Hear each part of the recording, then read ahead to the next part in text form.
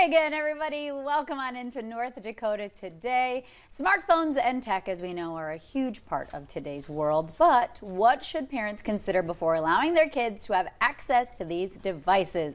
We are joined this morning by Dr. Stephanie Hansen to talk about our kids' health. Good morning. Good morning. Back to school. That's back to school. That's the vibe. It's going to be the vibe, especially over the next couple of months. Yeah. Well, we're talking about smartphones and social media. What's going on? Well, this topic is near and dear to my heart. Yeah. I have a tween at home. This is a daily conversation in my household. Oh my gosh. Can I get a phone? When am I going to get a phone? Please get me a phone.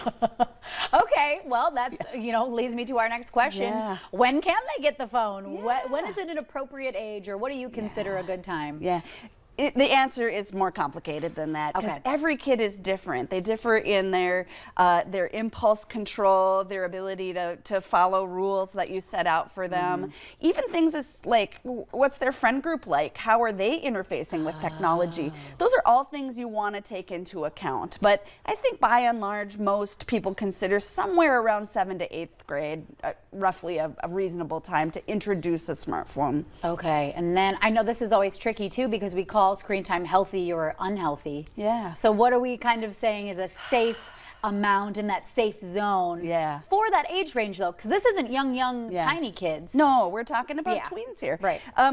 It's not about the amount. It's really about what they're doing and how they're using that time. And what that time is replacing in their life. Oh, that's a great point. You know, so those phones are like little magnets to their brain. They just can't control it. And the dopamine surge they get when they use technology, that's telling their body, this is the most important thing in your life right now. More important than schoolwork, more important than in-person time with friends, more important than a timely bedtime. It's just the lure of those devices is so strong. Wow. And let me tell you, never once have I heard a parent say, gosh, I wish I would have gotten them a phone earlier. Yeah, that's a really great reminder. Maybe there are some parents holding out there, and their kids are throwing those fits. All my friends have one. All my friends do this. Stand firm. Stand firm. Well, that's a great reminder. A lot of parents talk to me and they say, well, I really feel safer with them having a way to contact me. But I want you to take into consideration, so let's talk about kidnapping, for example. The rate of kidnapping right now in the United States is 0.0002%. Oh. And a majority of abductions happen by someone you know.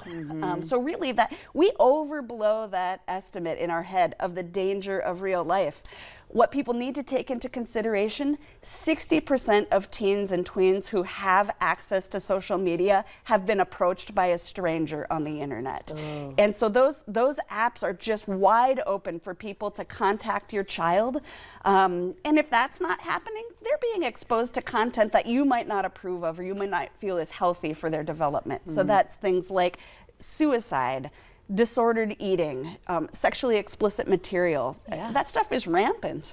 Yeah, and speaking of development, how big of a role or what role exactly would you say technology is playing right now? Well, I don't want to just badmouth it all, right? Because it is an important part of connection. That is the way that kids socialize with each other. And so being able to communicate with each other, being able to share those inside jokes. When I was 11 and I wanted to talk to a friend, I picked up the phone and I called them.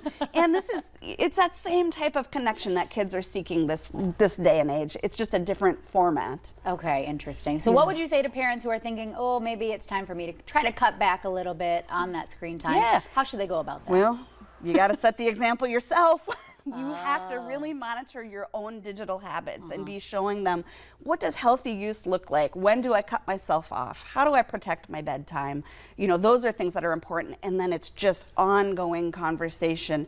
Set expectations, have consequences when they're not followed. Okay, always have to lead by that example. It's true. Thank you so much for that information this morning. Thank you. Okay, before I let you go though, how are things looking at Sanford these days? You've been pretty busy with some physicals, I hear. Sports physicals and back to school physicals are in the works right now. And it's not too late to get in and get your child's physical before school starts. Okay, and how do we get a hold of you? Yeah, you can look on our website, sanfordhealth.org, or call our scheduling number 234-3620.